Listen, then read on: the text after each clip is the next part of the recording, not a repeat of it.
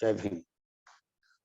और विशेष करके सही बात देखा जाए तो ये जुलाई महीना चल रहा है और बरसात का महीना चल रहा है और ये इसमें ब्रह्मचारी बुद्धि प्रकाश जी और ब्रह्मचारी प्रज्ञा रश्मि जी इन लोग लगातार बैठे हुए हैं यहाँ, डटे हैं।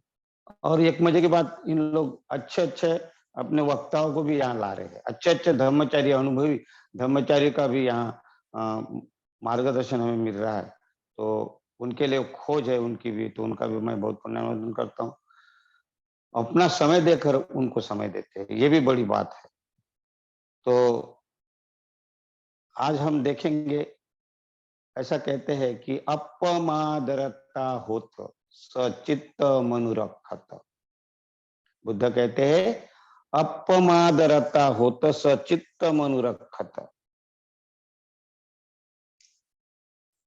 दुग्गा उद्धर थत्तान, अर्थात क्या कहते हैं? अपमाद, अपमाद, अपमाद अर्थात अप्रमाद, प्रमाद और अप्रमाद। तो प्रमाद माने होता है आलस, आलसी, और अप्रमाद होता है वीर्यवान, उत्साह, उत्साही। लेकिन उत्साह अगर कहा तो उत्साह, फुर्तीलापन जो कहते हैं हम तो, लेकिन यहाँ अप्रमाद शब्द उसके लिए नहीं है। जिसकी शक्ति कुशल कार्य के लिए लगती है, जिसकी शक्ति कुशल कुशल कुशल कार्य के लिए, कुशल कार्य के लिए लगने वाली जो शक्ति है उसको उत्साह कहा गया। उत्साह हर हर आदमी उत्साहित होता है। जैसे कि अगर मान लीजिए किसी को शादी करना है, तो शादी करना है तो वो जो लड़का शादी होने तक बड़ा उत्साहित रहता है। कब शादी होती है, कब नहीं, तो वो उत्साह अलग है, वो भौतिक आनंद है वो, है ना? वो उत्साह अलग है, इसलिए इस उत्साह को इसमें नहीं जोड़ना है, क्योंकि ये है आध्यात्मिक विकास के लिए कुशल शक्ति लगने वाली, उसको उत्साह कहा गया है। और इसलिए कहते हैं अपमादरता होत, अपमादरता, रक्त, रक्त माने रममान होना, लीन होना, तल्लीन होना। किसके लिए? उस उत्साह में तल्लीन होना, उसके लिए तल्लीन होना, माने उसके लिए लीन होना। अपना उत्साह अच्छा कार्य के लिए, कुशल कार्य के लिए लगाने के लिए, उसको कहा अपमाद रता। रता माने रममान होना उस कार्य के लिए। अपमाद रता होत सचित्त मनुरखत।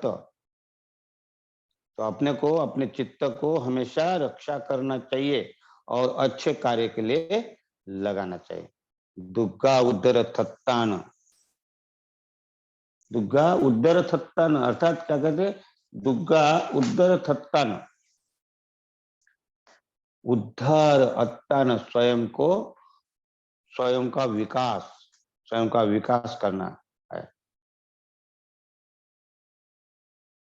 तो अपमाद का अर्थ हम इसलिए कह रहे हैं क्योंकि हमने पिछले बार देखा था कि हमने 4 आर्य सत्य देखा था। 4 आर्य सत्य जो समझता है वो प्रति संविदा में उसका पदार्पण होता है। और 4 आर्य सत्य का ज्ञान होना, ज्ञान होना उसको प्रति संविदा का है। प्रति संविदा कौन सी? प्रति संविदा ज्ञान होना, समझना। अगर समझ में नहीं आता, कुछ कुछ बातें नहीं समझ में आती, तो कुछ ना कुछ हमारे में कमियां है। लेकिन जब तक पूरी तरह उसकी जानकारी नहीं होती तब तक वो उस निवृत्ति तक नहीं पहुंच सकते। अर्थात दुख क्या है, दुख किसको कहते हैं, दुख क्यों है, किस क्या कारण है दुख का, दुख का निरोध है। निरोध अर्थात दुख से मुक्त हो सकते हैं। और दुख मुक्त होने का जो मार्ग है, आर्य अष्टांगिक मार्ग, इसका ज्ञान होना, अर्थात ये 4 आर्य सत्य का ज्ञान होना ही क्या है? निवृत्ति प्रतिसंविदा। और जिसको इसका ज्ञान होता है, इसका ज्ञान होता है, ये जो जन्म और मरण का चक्कर है, इसको समझना ही, इसको निवृत्ति प्रतिसंविदा कहते हैं। और ये समझ अगर आती है तो वो आदमी पीछे नहीं आता, वो आगे ही जाता।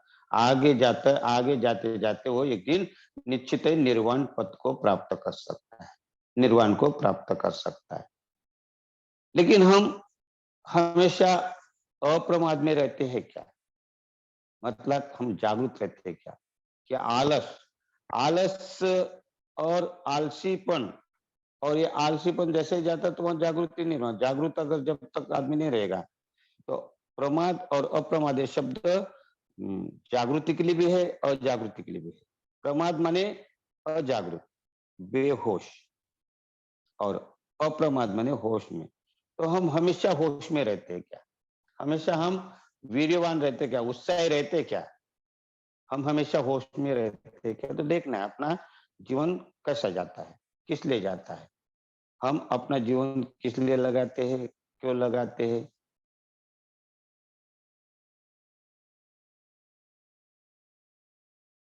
तो एक क्या है कि हमारे जो प्रमाद है, प्रमाद माने हम हमेशा बेहोश में रहते हैं। सुबह से उठकर शाम तक जो कार्य करते हैं, तो क्या हम होश में रहते हैं? कभी कभी हम अपने ये जीवन मरण के चक्कर के बारे में बात करते रहते हैं। अगर हम 24 घंटे में अगर हम बैठते हैं, सब काम करते हैं, हम खाना खाते, बातें करते, मित्रों से मिलते, अपना कार्य करते, तो क्या हम कभी इस जीवन मरण, जन्म और मरण, ये जो चक्कर है, क्या बोलते राह आवागमन का जो चल रहा है, इसके ऊपर हम कभी कभी चिंतन करते हैं कि मेरा जन्म कैसा हुआ है और मैं मरने वाला हूँ। तो हम सही मायने में हम अप्रमाद में है क्या, अर्थात हम जागरूक है क्या। लेकिन हमें, मुझे ऐसा लगता है कि हमें होश ही नहीं रहता, बेहोश रहते हैं। वैसे हमें पता है, लेकिन हम कभी इसके ऊपर चिंतन में बैठते हैं क्या, तो अपने आप को देखना है। ये बहुत बड़ी बात है। बुद्ध कहते हैं किच्छो मनुष्य पटिलाभ हो, इच्छा मनुष्य पटिलाभ हो। ये जो जन्म मिला है, मनुष्य करके जन्म मिला है, जन्म हुआ है, ये बड़ा दुर्लभ जन्म हुआ है, कठिन है। पता नहीं अगर नहीं जन्म होता तो, लेकिन जन्म होने के बाद भी तो हम ऐसा ही बर्बाद कर रहे, हमारा समय कहाँ जा रहा। हमने जाति, जरा और मरण, ये तीन बातों पर चिंतन किया क्या? हमने अपने आप पर तीन बातों पर चिंतन किया क्या? कैसा चिंतन करते हैं हम? हमने कभी जाति में मेरा जन्म क्यों हुआ, ये जरा क्या है, और ये मरण क्या है, इसके ऊपर चिंतन किया? अगर इसके ऊपर हम चिंतन करें तो हम निवृत्ति पद प्रतिसंपिदा तक जा सकते हैं, और उसके आग की जो चौथी प्रतिसंपिदा वो हमारे हाथ में लग सकती है ना। लेकिन हमें हमें समय है क्या हमारे पास में सोचने के लिए? और संत कबीर कहता है ना, क्या कहता है संत कबीर खुद कहते हैं क्या, आज करे, कल करे सो आज कर, आज करे सो अब। हाँ, और समय निकल जाएगा तो क्या, अपने हाथ में समय है, अगर निकल गया तो वो हाथ में नहीं आता है। वो पिछले बार बताया, चिड़िया चुग गई खेत, कोई बता रहे, बहुत ही अच्छा सबीर का संत कबीर ने कहा है कि हमारे हाथ का अगर समय निकल गया तो हम कुछ भी नहीं कर पाएंगे, मर जाएंगे जैसे आए, खाए पिए और मर जाए। इसलिए बुद्ध कहते किच्छो मनुष्य पटिलाभो, किच्छं मच्चान जीवितं, किच्छं सद्धम्मं सवनं, किच्छं सद्धम्म सवनं। कब सद्धम्म सुनोगे? कब कब सुनोगे? कब आएगा ये मौका सुनने का कि आए और हमारा जन्म सेवा बेकार चला जाएगा? तो बुद्ध कहते हैं सद्धम्म सीखने के लिए भी हमें याचना करनी पड़ती है। अगर हमने याचना नहीं की तो कोई सद्धम्म हमें सिखाने वाला नहीं, बताने वाला नहीं। तो सद्धम्म सीखने के लिए हमें याचना करनी पड़ती है, याचना नहीं तो चूक गए। वो उपक नाम का बुद्ध के पास आता है, बुद्ध को सौंदर्य देखकर बुद्ध को कहता है कि तुम कौन हो? बुद्ध कहते मैं बुद्ध हूँ। तो वो क्या कहते कि तुम ईश्वर हो? बुद्ध कहते नहीं, मैं ईश्वर नहीं, बुद्ध हूँ। फिर कहते तुम देवता हो? नहीं, तुम गंधर्व हो? नहीं, मैं बुद्ध हूँ। और बुद्ध हूँ करके उसको समझ भी नहीं आता। अगर उसने पूछा होता कि ये बुद्ध क्या है, कैसे होते, थोड़ी याचना करता, तो वो नहीं चुकता। चुक गया। बुद्ध ने बहुत इशारा किया, उनको समझाने की कोशिश की। बुद्ध ऐसे छोड़ते नहीं किसी को। बुद्ध के पास जो भी जाता है वो खाली नहीं जाता। लेकिन हमें अपनी अपने तरफ से भी तैयारी होनी चाहिए। तो बुद्ध ने तैयारी की उसको समझाने की। उन्होंने उन्होंने सब्बा भिभु सब्ब विदु हमस्मि। बुद्ध उनको क्या कहता है ये, क्या कहता है ये, ईश्वर, आप ईश्वर हो? बोलते बुद्ध नहीं, मैं ईश्वर नहीं हूँ, मैं बुद्ध हूँ। मैं देवता नहीं हूँ, मैं बुद्ध हूँ। फिर भी पूछता है वो, मैं मैं गंधर्व नहीं हूँ, बुद्ध हूँ। फिर उसके बाद बुद्ध को लगा कि इसको बताना है, तो बुद्ध वहां रुकते और क्या कहते, सब्बा भीभु सब्ब विदु हमस्मि सब्बेषु सम्येषु अनुपलितो सबंजय तनखयो पलितो स्वयं अभियाय कमुद्दिश्ययं। क्या कहता है, मैं सर्वज्ञ हूँ, मैं सर्व, इस जन्म मरण का जो चक्कर है, ये कैसा जन्म होता है, कैसा मरण होता, इसका ज्ञान मुझे है। सब्बा भीभु सब्ब विदु, सभी प्रकार के जो भी प्राणी मात्र जन्म लेते मरते, उसका रहस्य मैं जानता हूँ। सभी विकारों से मुक्त हो, सभ्येषु धम्मेषु अनुपलितो, सभी सभी धर्मों से मैं मुक्त हूँ, अलिप्त हूँ। सभी विकारों से, सभी अकुशल अकुशल बातों से मैं अलिप्त हूँ। अर्थात राग द्वेष मोह से, काम तृष्णा भव तृष्णा विभव तृष्णा से मुक्त हूँ। मैं मैं इन सभी से मुक्त हूँ। तो मेरा कोई गुरु नहीं, मैं स्वयं बुद्ध हूँ। मेरा कोई गुरु नहीं है, मैं स्वयं बुद्ध हूँ। ऐसा उनको बताना पड़ा। इसके बाद भी उन्होंने पूछा नहीं कि अब बुद्ध और क्या है, तो उसका रोकता और पूछता है। लेकिन वो आत्मवादी था, वो जो उपक आत्मवादी था, शाश्वतवादी था। उसके उसके मगज में, उसके दिमाग में आत्मा, जड़वाद, जिसको शाश्वतवाद भरा भरा था। मक्खली गोसाल का वो शिष्य था। तो उनको पहले ऐसा लगता तो होगा, तो बुद्ध की समझ में नहीं आया तो चला गया, चूक गया वो। ऐसा हम भी चूक रहे हैं क्या? हमें देखना चाहिए हम चूक रहे क्या। तो हमें समझ, जब जब तक हमें समझ नहीं आएगी, तब तक, जब तक हम इस अरब समझेंगे नहीं इस चक्र को, तो हम आवागमन से बाहर कैसे निकलेंगे? जाति जरा मरण इसको समझ में आएगा, तभी तो हम बाहर निकल सकते हैं। और इसीलिए ये जो संविदा बड़ी महत्वपूर्ण होती है। ये चार संविदा जो है, अर्थ संविदा, धम्म संविदा, निरुक्ति संविदा, ये समझना बहुत ही महत्वपूर्ण है। और इसीलिए हमें इसके ये जो जाति जरा मरण, ये इस चक्कर के बारे में भी थोड़ी सी ज्ञान होना। अर्थात बिजली जैसी कौन जाती अंधेरे में, और चमक थोड़ी सी होती, वैसी चमक तो आनी चाहिए हमारे में। थोड़ा सा भी अगर झलकता आ जाए प्रज्ञा की, तब तो हम इसको जानने की कोशिश करेंगे। तो जन्म होना, तो जन्म होना ही क्या होता है कि उसके ऊपर शुरुआत हो गई दुख की। धीरे धीरे बढ़ना शुरू हो जाता है वो। और जैसा जन्म हो गया, उसके ऊपर हमने संस्कार डालना शुरू कर दिए। हाँ, और बच्चों को जैसे ही बच्चा होता है, शुरू में धीरे धीरे उनको हम क्या सिखाते हैं? क्या सिखाते हैं? जरा सिखाते, जरा। जरा का अर्थ होता है बुढ़ापा। बुढ़ापा नहीं होता है। बुढ़ापा वो शब्द जरूर होता है।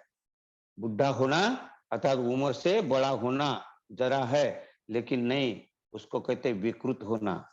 विकृति, जरा का शब्द होता है विकृत, और बुद्ध ने तीन ही शब्द दिए, जाति, जरा और मरण। तो जिसका जन्म होता है उसका जरा, जरा उसके ऊपर आरोप लगा है, वो विकृत होना शुरू हो गया। जिस दिन से जन्म हुआ, विकृत होना मतलब धीरे धीरे बढ़ रहा है। बढ़ते बढ़ते बढ़ते बढ़ते बढ़ते बढ़ते फिर 10 साल का होगा, 20 साल का होगा, 30 साल का होगा, 50 साल का होगा, तो फिर अब उनके ऊपर झुर्रियां पड़ना शुरू हो गए, बाल पकना शुरू हो जाएंगे। हाँ, कमर झुकना शुरू हो जाएगी। और गर्दन हिलना शुरू हो जाएगी, शरीर में ताकत नहीं रहेगी। तो ये जरा है, ये विकृति, धीरे धीरे विकृति अब दिखाई देती है बुढ़ापे में, और तब कहते कि हम बुढ़ा हो गए, तो जरा हो गए नहीं। ये तो जरा जैसा ही जन्म हुआ,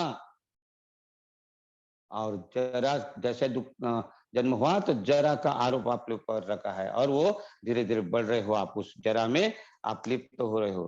तो दो प्रकार की जरा है।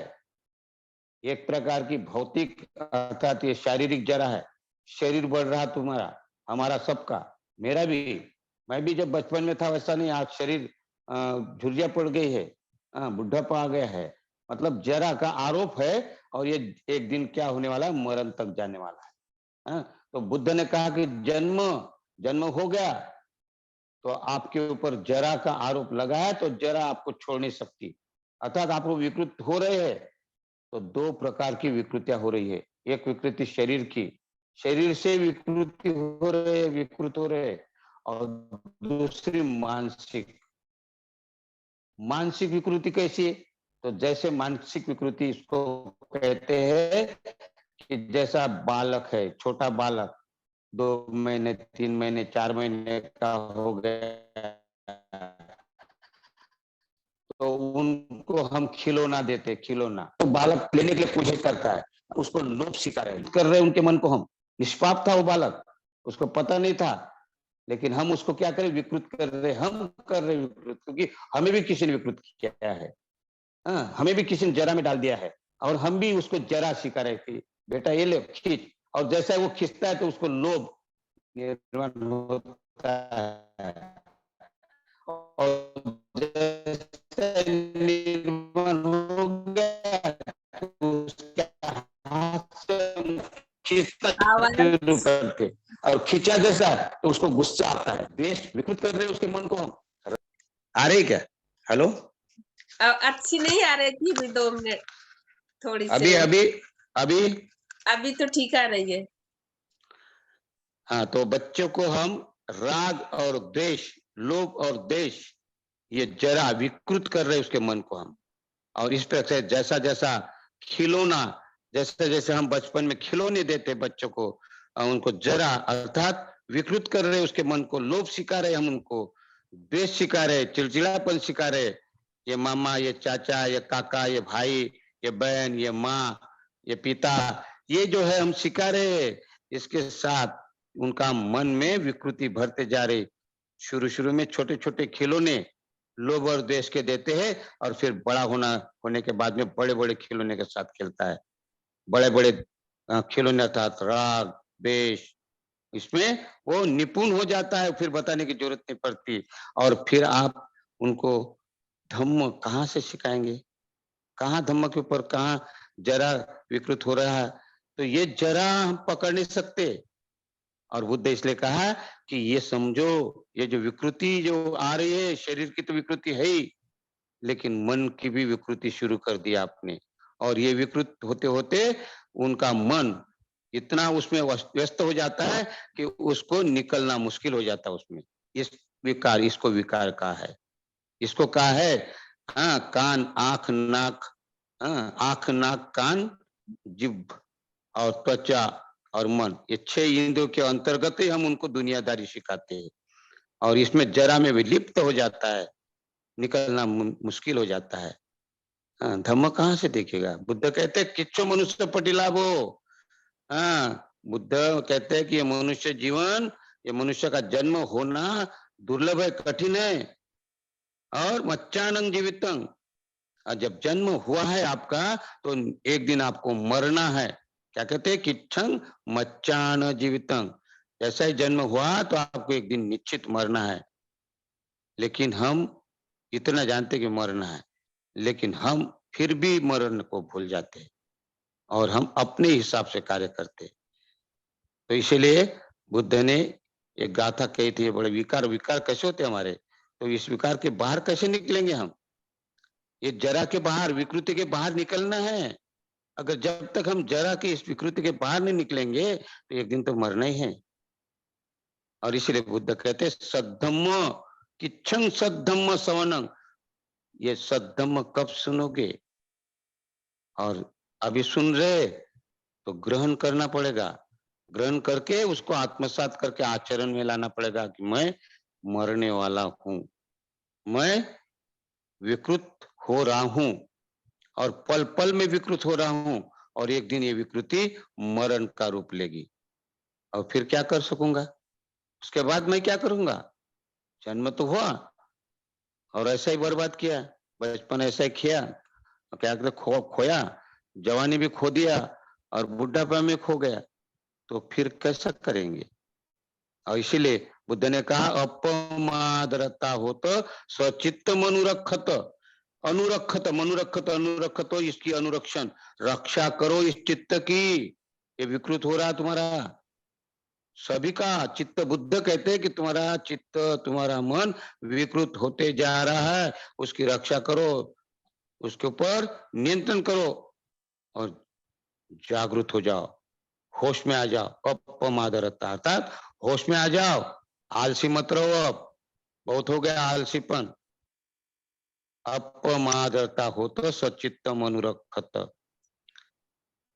दुग्गा, दुग्गा माने दुर्गम कठिन, जैसा किला होता है ना, किला किला कैसा मजबूत रहता है, दुर्ग कहते हैं उसको।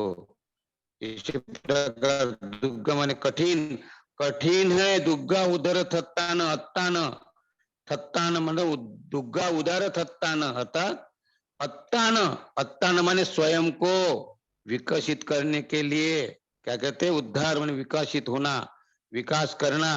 तो कब करोगे, पंके सत्तो व कुंजरो, क्या कहते हैं पंके सत्तो कुंजरो, कुंजरो माने हाथी, कुंजर माने हाथी, पंख पंख माने कीचड़, जो मट्टी में पानी मिलकर जो कीचड़ हो जाता है, चिखल हो जाता है, तो वो दलदल हो जाता है।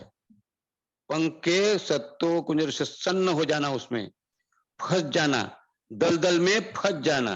तो जिस प्रकार हाथी दलदल में फंस जाता है, उसी प्रकार दलदल में हाथी अगर फंस गया तो निकलना मुश्किल हो जाता है।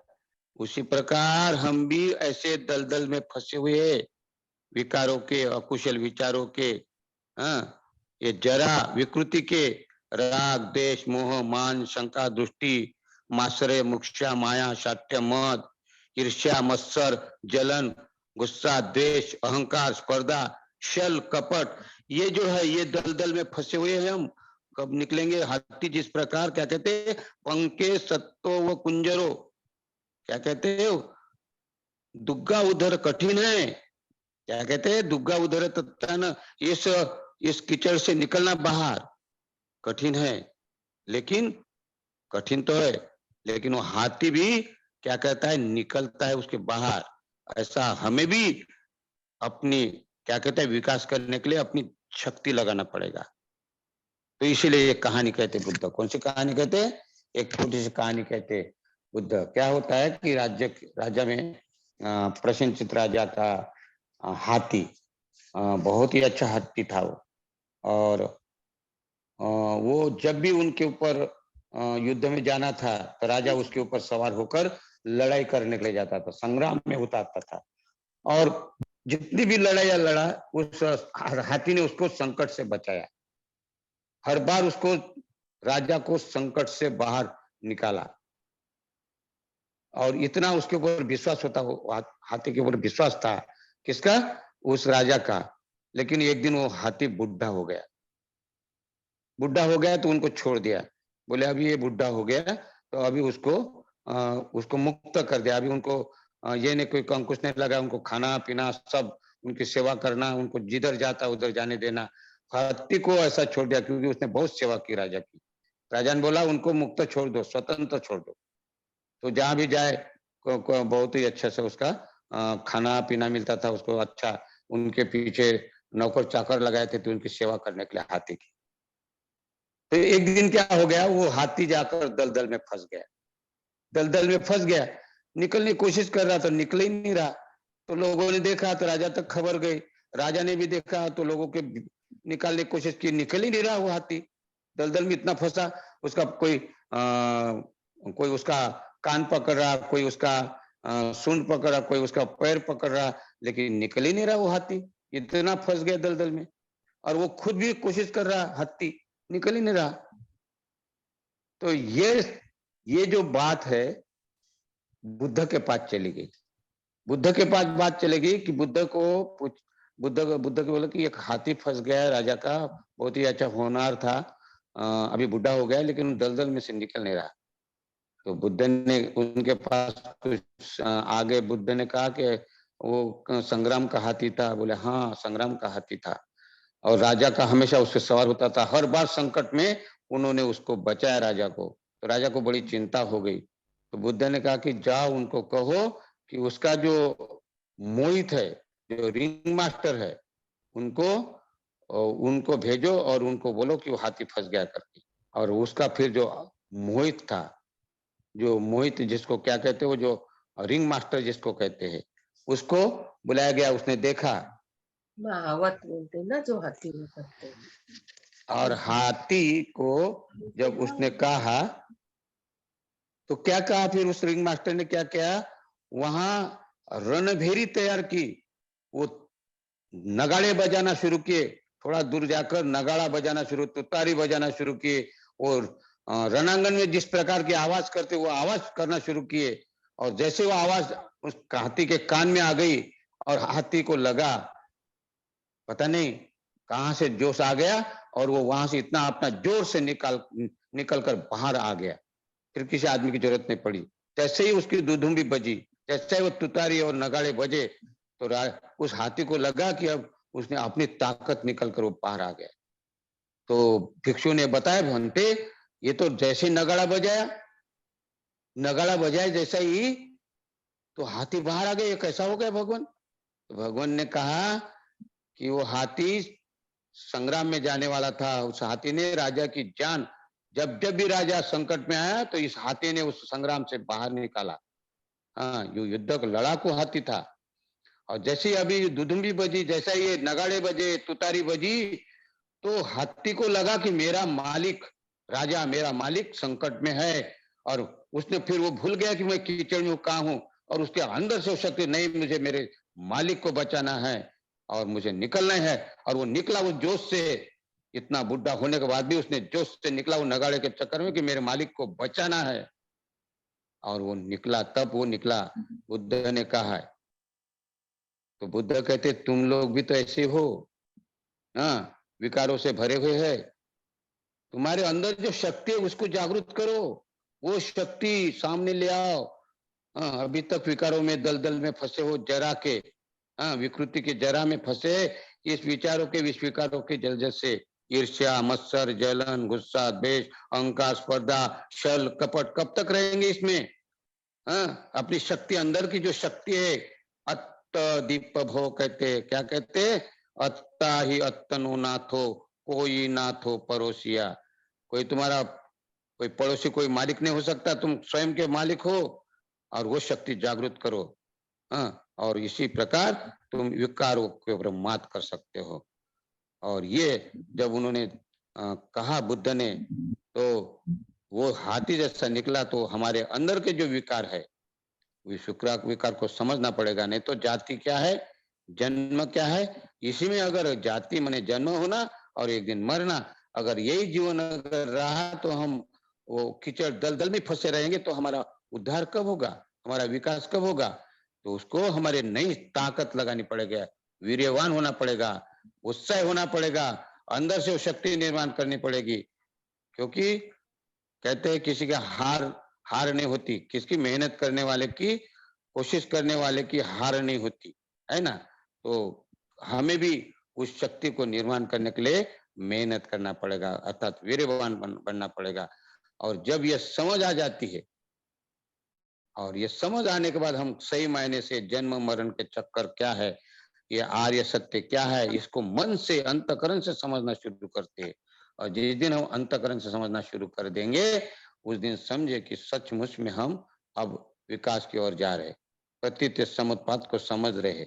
हाँ, जो बुद्ध ने कहा ना, प्रतीत्य समुत्पाद कार्य कारण भाव क्या है, इसको समझ में के उसको जो हाथी बाहर निकलता है उसको बोलते हैं, हाँ, वो नई शक्ति का पदार्पण होना, वीर्य होना। तो यहाँ भी प्रतिभान जो आखिरी का प्रतिसंविदा है, ये प्रतिसंविधान है, आपको जागृत करती है। आपके अंदर का जो चित्त है उसको उसको ठोस मारती, चोट करती है और ऊपर उठ, अब तक बहुत होगा, सो गया। और वो नई चेतना निर्माण होती है और वो फिर वहां से ध्यान साधना से धीरे धीरे प्रथम ध्यान में, प्रथम ध्यान से द्वितीय ध्यान में, द्वितीय ध्यान से तृतीय ध्यान में, तृतीय ध्यान से चतुर्थ ध्यान में पहुंच जाता है। अर्थात ध्यान से ही वो अपने आप को जागृत करता है और एक दिन वो श्रोतापत्ति फल प्राप्त करता है। और श्रोतापत्ति फल प्राप्त करना अर्थात तीन बंधन को तोड़ना। वो अपने तीन बंधन को तोड़ना शुरू कर देता है।